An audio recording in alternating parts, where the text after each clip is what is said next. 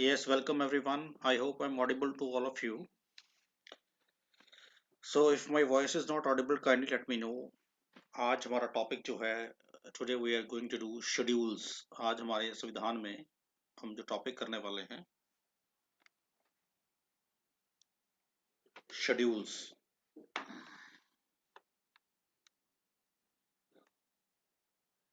हमने पिछली क्लासेस में देखा कि कैसे हमारा कॉन्स्टिट्यूशन डेवलप हुआ, एवेलुएट हुआ, बना। तो इस वक्त उसमें 12 शेड्यूल्स हैं। जब हमने संविधान रेडी किया था, लास्ट क्लास में हमने जाना था कि ओरिजिनली जब हमारा कॉन्स्टिट्यूशन 26 नवंबर को 49 को रेडी हो गया और 26 जनवरी 1950 को लागू हुआ, तब हमारे पास 395 आर्टिकल्स थे प्लस 8 ओरिजिनल शेड्यूल्स थे।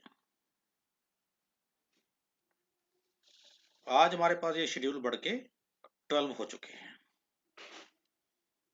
तो हमने पिछली क्लास में आर्टिकल 1 to 4 पढ़ा था, तो आज हम शेड्यूल पढ़ेंगे। उसके बाद आर्टिकल 1 to 5 to 6 5 to 11 जो सिटीजनशिप राइट्स हैं या फंडामेंटल राइट्स हैं, आगे का टॉपिक पूरा करेंगे।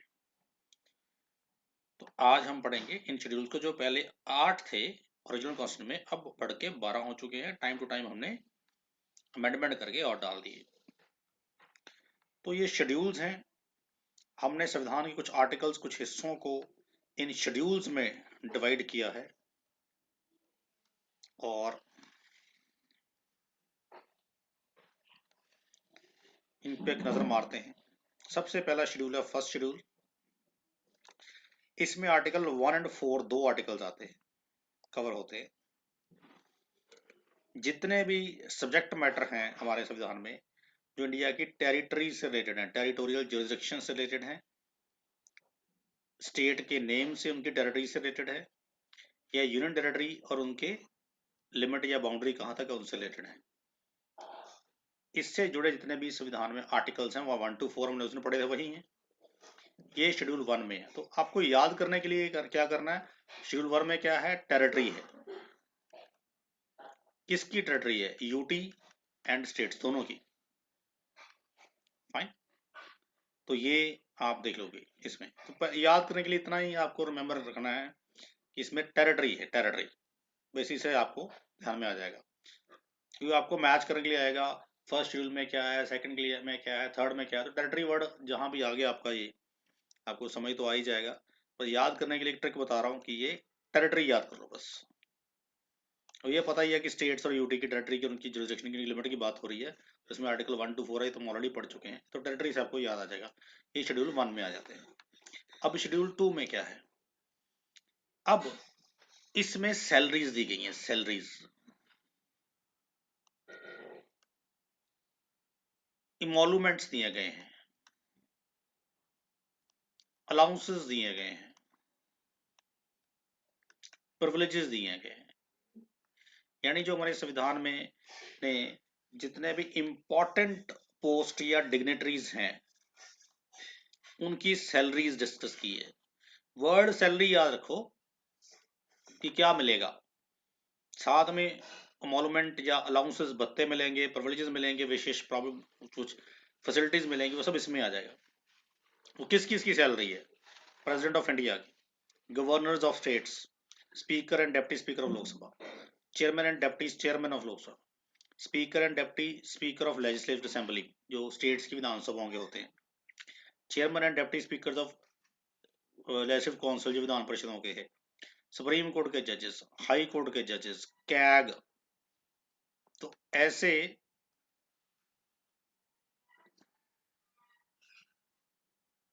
हमने इंपॉर्टेंट जो सैलरीज हैं, ये 9 लोगों की इसमें डिस्कस की गई है। इनमें उनकी सैलरीज, अलाउंसेस, मैं रिपीट इससे करता हूँ तो आपको बार बार समझ आ जाए, प्लस आपको मेमोराइज हो जाए। अलाउंसेस, प्रिविलेजेस जो हैं, वो इनकी बात हो रही है। अब इसमें कौन कौन से आर्टिकल्स हैं, जिन जिन आर्टिकल्स में सैलरीज की बात की है, तो आर्टिकल 59 में प्रेसिडेंट की सैलरी की बात की गई, आर्टिकल 65 में गवर्नर की बात की गई है, 75 में बाकी लोगों की पीएम की सैलरी भी वैसे इसी में है 97 1, ये जितने भी आर्टिकल्स हैं जो इन लोगों की सैलरीज से रिलेटेड है वो सारे आर्टिकल्स शेड्यूल 2 में हैं। तो इस तरह से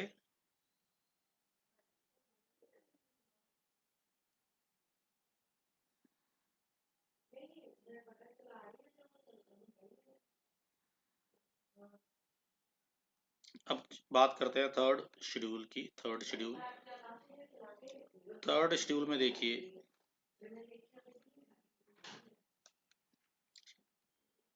oath and affirmation. Oath and affirmation.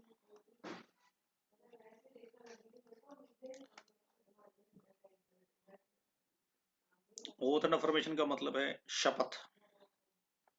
अब हमने ये तो बात कर ली, पहले में टेरिटरी, दूसरे में हमारी सैलरी, तीसरे में क्या है कि जो लोग बड़ी पोस्ट में बैठेंगे उनकी शपथ क्या होगी, उनकी ओथ या अफर्मेशन क्या होगी, तो कौन सी शपथ या लेंगे।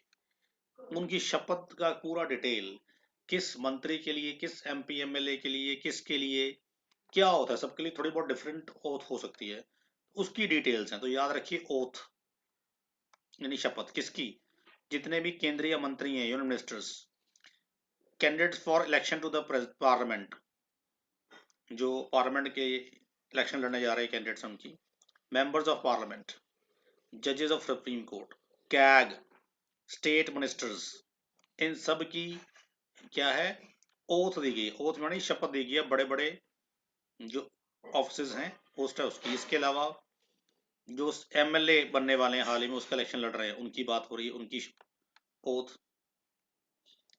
स्टेट लेजिस्लेचर जो मेंबर्स हैं उनकी ओथ, जजेस ऑफ हाई कोर्ट, इनकी ओथ की बात की गई है। फोर्थ शेड्यूल में बात की गई है कि जो राज्यसभा है हमारी, जो अपर हाउस है राज्यसभा, राज्यसभा की जो मेंबर्स हैं उनकी सीट्स की एलोकेशंस क्या होगी। Allocation of seats of Rajya Sabha यानी कितनी, किस स्टेट्स में कितनी सीट्स होंगी राज्यसभा की, या किस यूनियन टेरिटरी में कितनी सीट्स होंगी राज्यसभा की। फाइन। तो इस तरह से राज्यसभा की बात हो की जाती है। जैसे पंजाब में राज्यसभा की 7 सीट्स हैं। फाइन। तो ये कितनी पंजाब की कितनी सीट एलोकेट हुई हैं, 7। ऐसे हरियाणा में अलग नंबर हैं, ऐसे उत्तराखंड में अलग है, हिमाचल में अलग हैं, जम्मू एंड कश्मीर में अलग हैं। स्टेट वाइज सीट्स की एलोकेशन राज्यसभा की दी गई है। 4 शेड्यूल में ये बात की गई है। इसमें आर्टिकल 4 एंड आर्टिकल 80 आते हैं, दो। फाइन। 5th शेड्यूल में जितने भी शेड्यूल ट्राइब एरियाज हैं या कुछ और शेड्यूल्स एरियाज हैं, उनकी एडमिनिस्ट्रेशन के लिए कुछ प्रोविजंस हैं, स्पेशल कुछ प्रावधान हैं ट्राइबल एरियाज के लिए। इसके लिए आर्टिकल 244 इससे डील करता है। 6th शेड्यूल में असम, मेघालय, त्रिपुरा और मिजोरम, इन 4 स्टेट्स की एडमिनिस्ट्रेशन की बात की गई है स्पेशली, क्योंकि ये भी स्टेट्स ज़्यादातर ट्राइबल पॉपुलेशन है, तो यहाँ की एडमिनिस्ट्रेशन के लिए बात की गई है।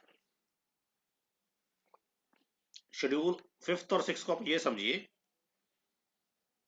कि यहाँ के गवर्नर्स को कुछ स्पेशल पावर्स दी गई है, जो वो अपनी मर्जी से, अपनी डिस्क्रिशनरी से यूज कर सकता है, अपनी इच्छा से यूज कर सकता है। तो फिर 4th शेड्यूल के तहत गवर्नर्स को 5th शेड्यूल के अंडर शेड्यूल ट्राइबल एरियाज जो हैं उसके, जहाँ पे शेड्यूल ट्राइब पॉपुलेशन है, उनके गवर्नर्स को कुछ स्पेशल पावर्स दी गई हैं।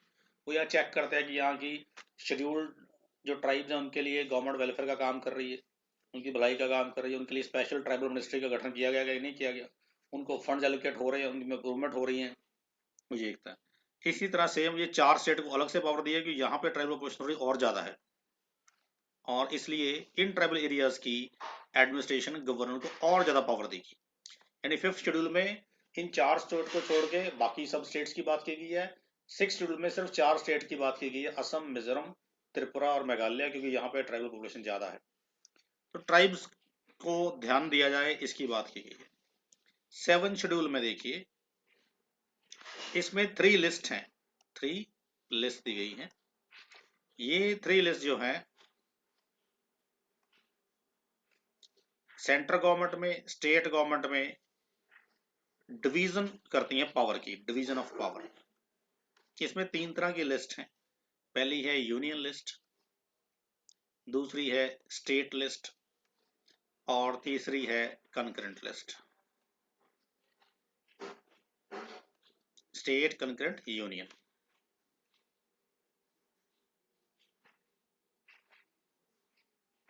यूनियन लिस्ट का मतलब है इसमें वो पावर्स हैं या वो सब्जेक्ट्स हैं जो सेंट्रल गवर्नमेंट की जिम्मेदारी है, सेंट्रल गवर्नमेंट के लिए है। स्टेट जो लिस्ट है इसमें वो सब्जेक्ट्स हैं जो स्टेट की जिम्मेदारी है, और कंकरेंट में दोनों की, सेंटर की भी और स्टेट की मिक्स है। फाइन, ये उनके कंबाइंड एरियाज है।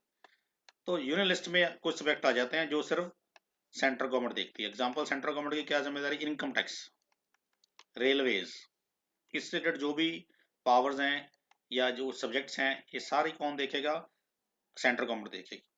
फाइन, फॉरेन मिनिस्ट्री यानी फॉरेन अफेयर्स, विदेशी मामले, डिफेंस ऑफ द कंट्री, ये इंपॉर्टेंट मैटर्स होते हैं ऐसे, जो ये सारे यूनियन लिस्ट में आते हैं, ऐसे मैटर जो कौन देखता है, सेंट्रल गवर्नमेंट देखती है। सेंट्रल गवर्नमेंट भी इन पे लेजिस्लेट करेगी, लॉ बनाएगी। सेंट्रल गवर्नमेंट में इनके मिनिस्टर्स होंगे, जो भी कुछ होगा इसको लागू करने के लिए, इम्प्लीमेंट करने के लिए सेंट्रल गवर्नमेंट करेगी। फाइन, क्योंकि ये सिर्फ उनकी जिम्मेदारी है। तो इसमें वो लिस्ट दी गई है जो यूनियन लिस्ट में जो सेंट्रल गवर्नमेंट की जिम्मेदारी रहती है। स्टेट लिस्ट में क्या है, स्टेट लिस्ट में आप देखोगे, स्टेट लिस्ट में वो एस्पेक्ट है जो स्टेट गवर्नमेंट की जिम्मेदारी है। स्टेट गवर्नमेंट जैसे पंजाब, हरियाणा, हिमाचल, असम, महाराष्ट्र, तमिलनाडु, केरल वगैरह, इनकी अपनी, इनकी राज्य सरकारों की, उनके मुख्यमंत्रियों की जिम्मेदारी। एग्जाम्पल, लॉ एंड ऑर्डर, ये स्टेट की जिम्मेदारी है। एग्जाम्पल,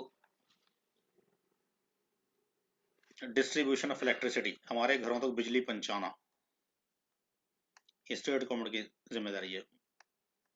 आपने देखा होगा PSPCL, PSTCL, क्योंकि ये स्टेट गवर्नमेंट के वो बिल के हिस्से में। मैंने डिस्ट्रीब्यूशन की बात की है, बिजली बनाना, ये दोनों का काम है, कंकरेंट में आएगा। बिजली बना सेंटर भी सकती है, स्टेट भी, लेकिन हमारे घरों तक पहुंचाने की जिम्मेदारी, वायरिंग और ये ट्रांसफार्मर्स और ये केवी स्टेशन जो डालने हैं, फाइन, ये किसकी जिम्मेदारी है, स्टेट गवर्नमेंट की। कोई डिस्ट्रीब्यूशन और ट्रांसमिशन किसकी जिम्मेदारी होती है, स्टेट गवर्नमेंट की हो सकती है। इसी तरह म्युनिसिपल जो हमारे काम होते हैं, म्युनिसिपल वर्क्स, ये भी स्टेट के पास आ जाते हैं। जैसे हमारी गाँव की सड़कें हो गई, शहर के अंदर की सड़कें हो गई, म्युनिसिपल वर्क्स हो गए। ऐसे एक्साइज, अपना वैट, पेट्रोल डीजल पे वैट है, स्टेट की जिम्मेदारी में आता है।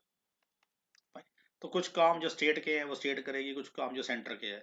स्टेट लिस्ट वाले काम को बोलते हैं जो स्टेट गवर्नमेंट ने करने हैं, यूनियन लिस्ट वाले काम जो सेंट्रल गवर्नमेंट ने करने हैं। एक थर्ड काम कैटेगरी होती है जो मैंने पहले बताई, कंकरेंट। कंकरेंट लिस्ट में आप देखोगे वो जिम्मेदारी है जो दोनों की, जो इंपॉर्टेंट सब्जेक्ट हैं और दोनों की जिम्मेदारी है, यानी ये कंबाइंड एफर्ट लगी है सेंटर स्टेट की। यहाँ example, health, education, forest, fine, और हाईवेज या रोडवेज,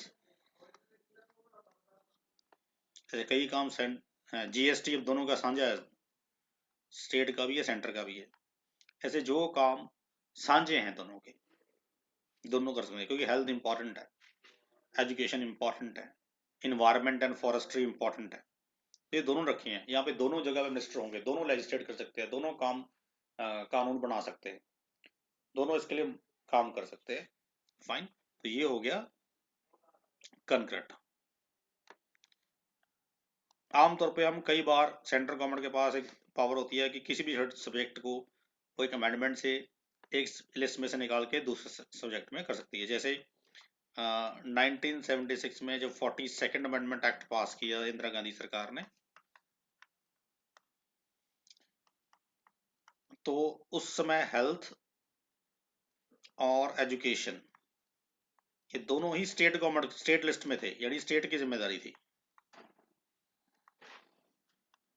लेकिन उसने इसको कंकरेंट कर दिया। फाइन, जब कंकरेंट कर दिया उसके बाद ही फिर ये दोनों दोनों की जिम्मेदारी बन गई। इसलिए अब आप देखोगे एम्स भी है जो सेंट्रल गवर्नमेंट बनाती है, ट्रॉमा सेंटर्स हैं, एम्स है, बड़े बड़े पीजीआई जैसे हॉस्पिटल्स है वो सेंट्रल गवर्नमेंट बनाती है। फाइन, क्योंकि हेल्थ अब दोनों की है। तो 1976 में के बाद ये दोनों की जिम्मेदारियां हो गई। एजुकेशन भी अब दोनों की हो गई। तो पहले सिर्फ स्टेट की होती थी, उसके बाद सीबीएसई बन गया, जो सेंटर अपना सीबीएसई के थ्रू स्कूल चलाता है। स्टेट बोर्ड होते हैं जैसे पीएसईबी, ये स्टेट गवर्नमेंट के हो गए, पहले सिर्फ यही होते थे। अब सेंट्रल यूनिवर्सिटीज भी आ गई, पहले स्टेट यूनिवर्सिटीज होती थी। तो काम बांट लेते हैं, तो इसमें अमेंडमेंट हो गया, चेंज भी हो जाता है। फाइन, एग्रीकल्चर जो है ये स्टेट गवर्नमेंट स्टेट लिस्ट में है, खेती बाड़ी। रिवर वाटर, रिवर जो वाटर है ये भी स्टेट लिस्ट में आता है। एग्रीकल्चर इनकम टैक्स, अगर आपने खेती बाड़ी पे इनकम टैक्स लगाना है वो भी स्टेट गवर्नमेंट की जिम्मेदारी है, स्टेट लिस्ट में है। हालांकि बाकी सब तरह का इनकम टैक्स सेंट्रल गवर्नमेंट भी है, agriculture income tax state government की जिम्मेदारी है। इसलिए किसी स्टेट में वैसे खास है भी नहीं है, तो ये होता रहता है। एग्रीकल्चर की जो चीजें हैं यानी प्रोडक्ट हैं, उनकी जो प्रोड्यूस है उसका ट्रेड, उसका व्यापार, उसका कॉमर्स, ये कंकरेंट है, ये दोनों कर सकते हैं सेंटर और स्टेट। खेती बाड़ी तो स्टेट का है, एग्रीकल्चर भी स्टेट का है, लेकिन उसके ऊपर जब फसल उपजी, जब उसका व्यापार होगा, इसके लिए नियम दोनों सरकारें तय कर सकती हैं। फाइन, ये याद रखना है। ऐसे ये जो थर्ड 7 शेड्यूल है ये इन तीनों लिस्टों से ही डील करता है, सेंटर, स्टेट और कंकरेंट। इसमें आपके पास सब्जेक्ट दिए गए हैं, कितने सेंटर के पास है कितने स्टेट के पास है, इसकी भी व्याख्या यहाँ पे डिटेल थोड़ी सी दी गई है। तो ये आप लिखा हुआ है, हमारे पास इस वक्त 100 सब्जेक्ट ऐसे हैं जो कंकरेंट यूनियन लिस्ट में है।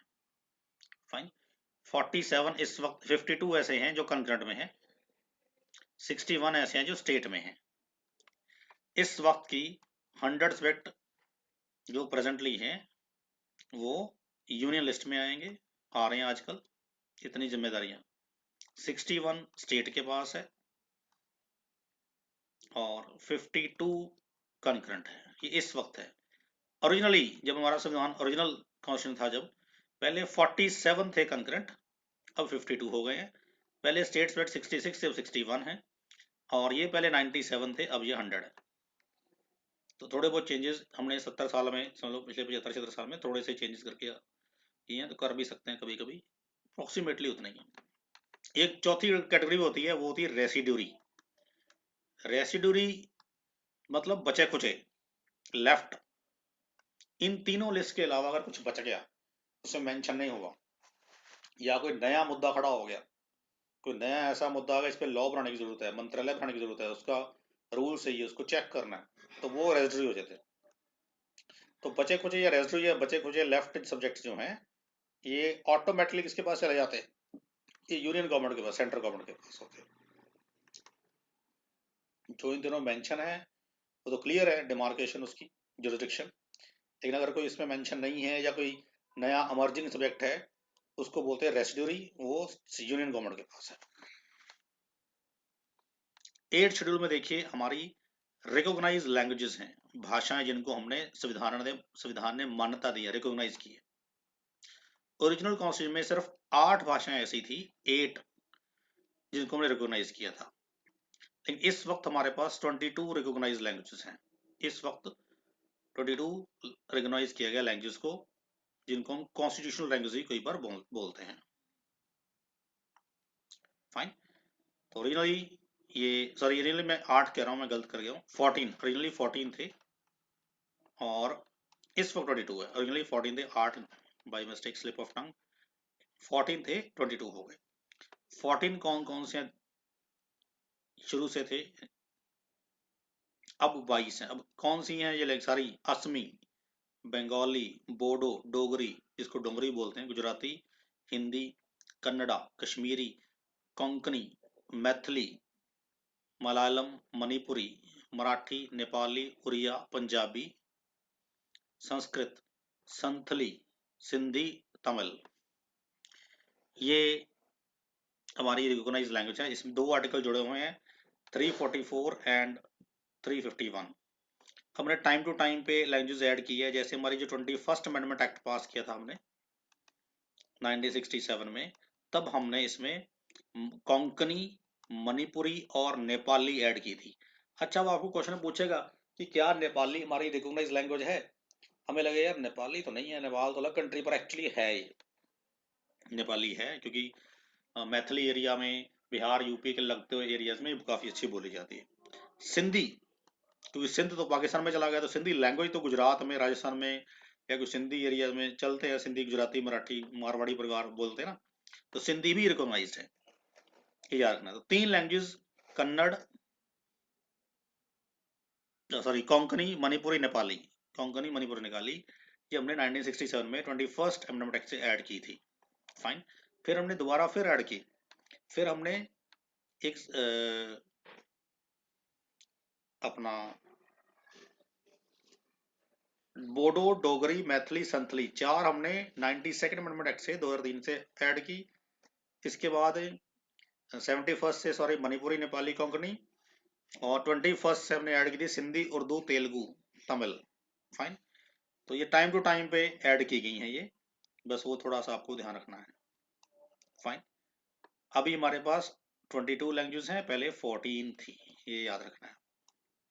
अगर कोई समझ में नहीं आ रहा तो प्लीज़ पूछ सकते हैं आप, हैंड रेज कर सकते हो, या मैसेज बॉक्स में आप पूछ सकते हो, क्योंकि मैं माइक लगा के बोलता हूँ तो मुझे आपकी वॉइस सुनाई नहीं देगी। अगर आपको बोलना है कुछ तो आप हैंड रेज करिए, मैं मैसेज कीजिए, मैं माइक उतार दूंगा।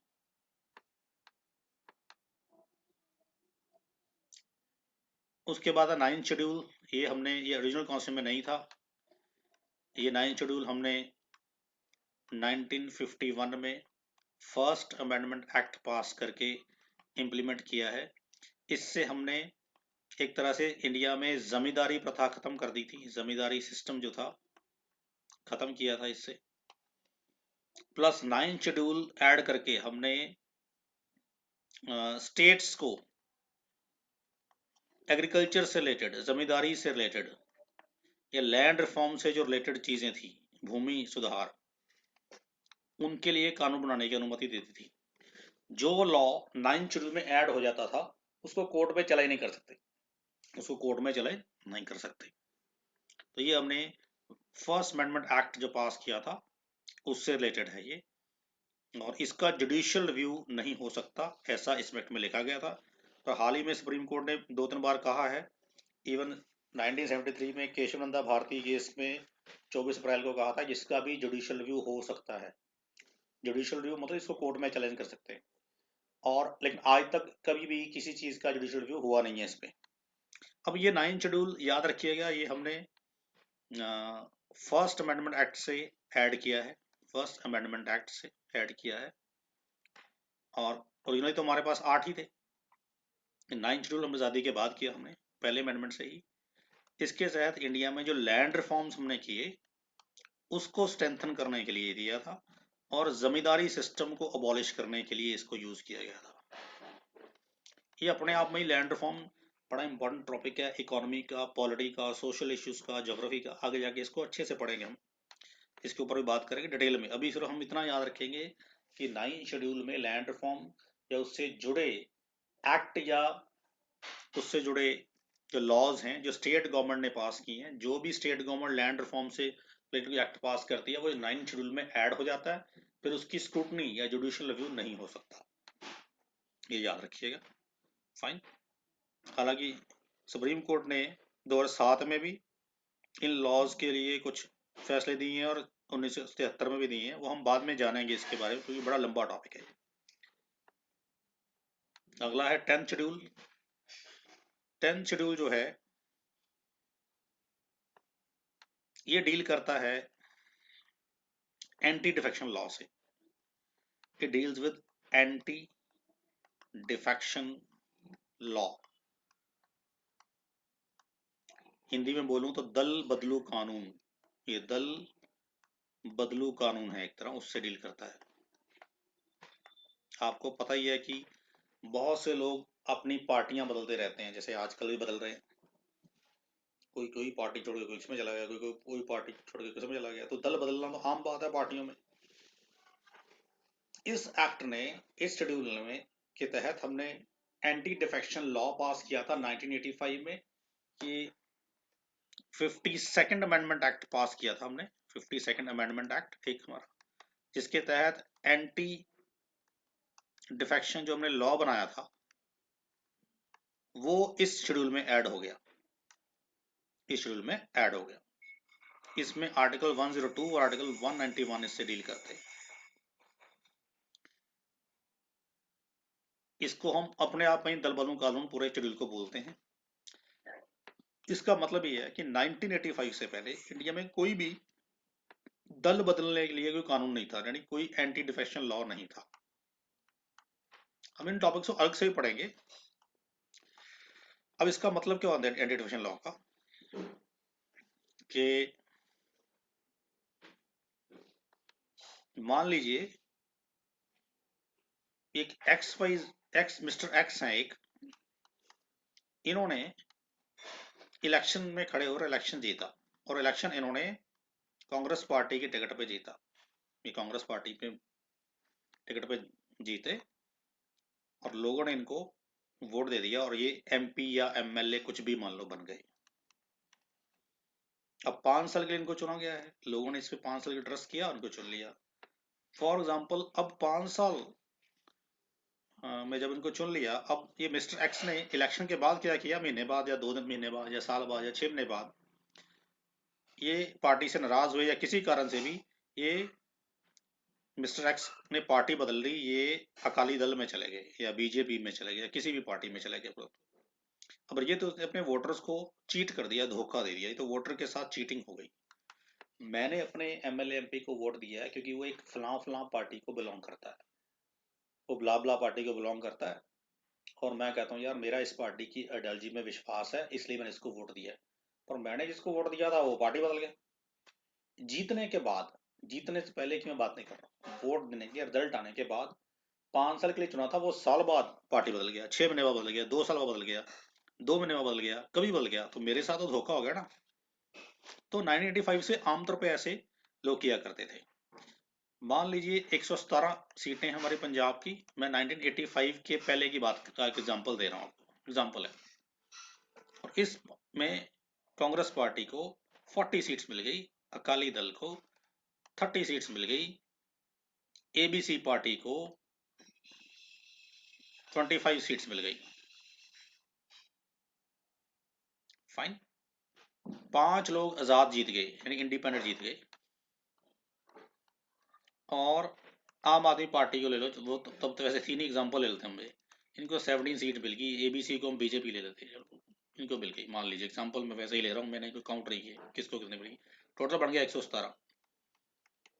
अब सरकार, इन दोनों ने गठबंधन कर लिया, मान लीजिए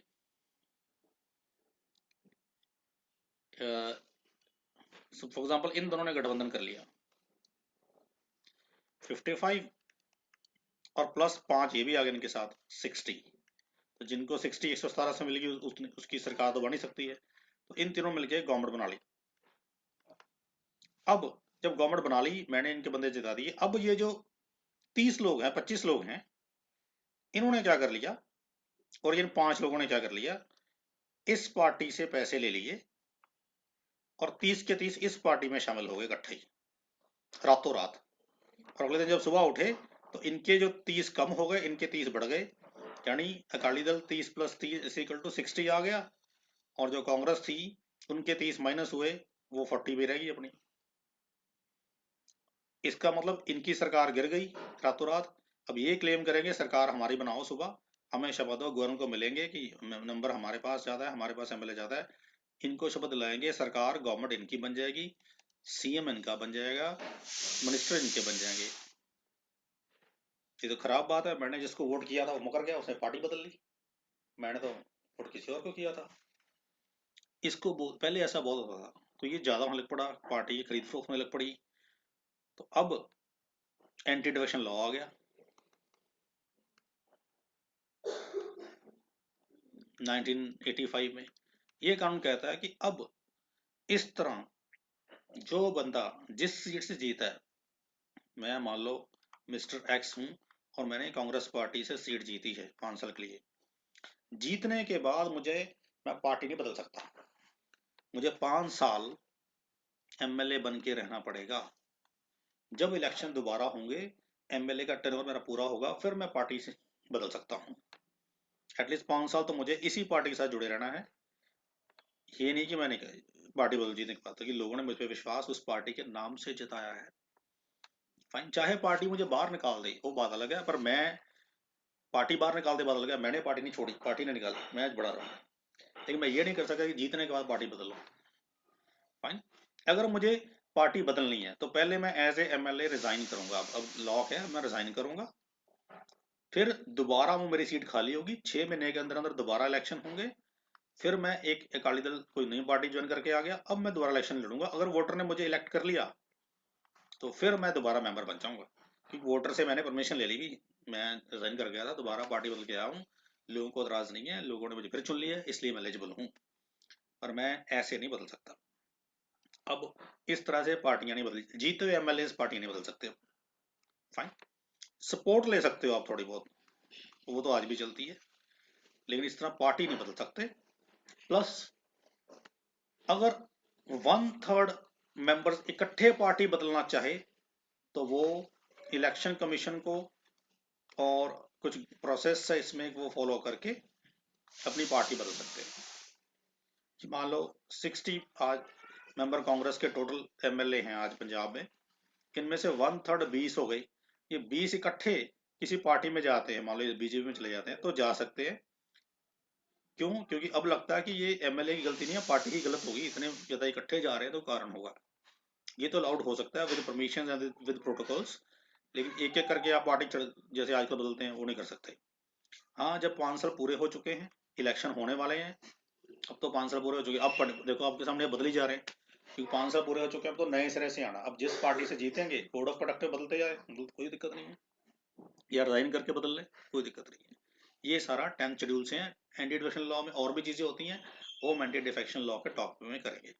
11 शेड्यूल भी हमने बाद में डाला है 1992 में, 73rd अमेंडमेंट एक्ट पास किया था जब हमने, इससे हमने पंचायतों को पंचायती, इसको पंचायती राज एक्ट बोलते हैं। फाइन, पंचायती राज कई बार इंस्टीट्यूशन बनाए थे हमने, यानी हमने प्रॉपर दोबारा से अपनी सारी पंचायतें खड़ी की, पंचायतों के इलेक्शंस रेगुलरली 5 साल में करवाने के लिए शुरू किए। इसके बाद पंचायतों को हमने मेनली क्या था, आर्टिकल 243G में इनको डाल दिया, यानी पंचायतों के इलेक्शंस को, पंचायतों को जो पावर दे दी उसको कॉन्स्टिट्यूशनल स्टेटस दे दिया, उनको संवैधानिक दर्जा दे दिया, जिससे पंचायती राज स्ट्रेंथन हो गया। अब इनकी पावर सीधी पंचायतों को, सरपंचों को संविधान से मिलती है, ना कि कहीं और से। इसके तहत ही आर्टिकल 243G के तहत ही चलते हैं। पहली बार आज़ादी के बाद ने पंचायतों का गठन संवैधानिक तरीके से किया, इलेक्शन रेगुलर हुए, उनको संवैधानिक स्टेटस मिला, संविधान में इनका रेफरेंस आया, और आर्टिकल 243G में ये डाले गए। ये 73rd अमेंडमेंट एक्ट से नरसिम्हा राव सरकार ने किया, कांग्रेस पार्टी की, बड़ा इंपॉर्टेंट काम था। 1993 में ही 74th अमेंडमेंट एक्ट आया, तो हमने म्युनिसिपल कमेटियों, कॉरपोरेशनों को भी संवैधानिक स्टेटस दे दिया और उनको भी पावर दे दी। इसमें हमने 18 सब्जेक्ट ऐसे थे जो म्यूनसिपैलिटी को दिए, और 29 सब्जेक्ट ऐसे थे जो हमने पंचायतों को दिए, जो राज्य सरकारों के पास पहले मैटर थे, अब पंचायतों को दे दिए। तो आज हमारे काउंसलर के जो इलेक्शन हैं, सरपंचों के इलेक्शन हैं, ब्लॉक समितियों, जिला परिषद इलेक्शन इसके तहत होते हैं। फाइन, वैसे तो ये थोड़े दिनों का ही फर्क है इनमें। दिसंबर 1992 में 73rd अमेंडमेंट एक्ट पास हुआ है, जनवरी 1993 में 74th, ये म्यूनसिपलिटीज की बात करता है, ये पंचायती राज इंस्टीट्यूशंस की बात करता है। इन दोनों को हमने कॉन्स्टिट्यूशनल स्टेटस दे दिया, संवैधानिक दर्जा दे दिया, संविधान में इनको डाल दिया, तो ये स्ट्रेंथन हो गए। ये 12 शेड्यूल्स हमने किए हैं, तो आज हमने 12 के 12 किए हैं। ये 12 शेड्यूल पे एक क्वेश्चन हर बार आता है, आपको रट्टा मारना है। फिर से रिवाइज करते हैं।